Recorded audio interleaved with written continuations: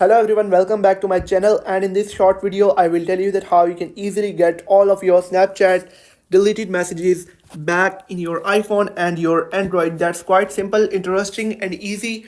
So make sure that you watch the video till end so you don't make a single mistake. So first of all, you'll have to head over to the Snapchat and then go to the chat section. Now, for example, I delete any of these chats and now I want to recover them.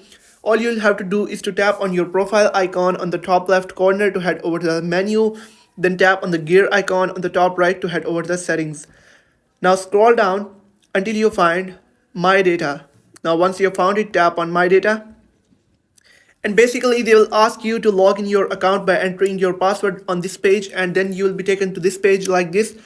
And make sure that the chat section is selected and it is checked like this.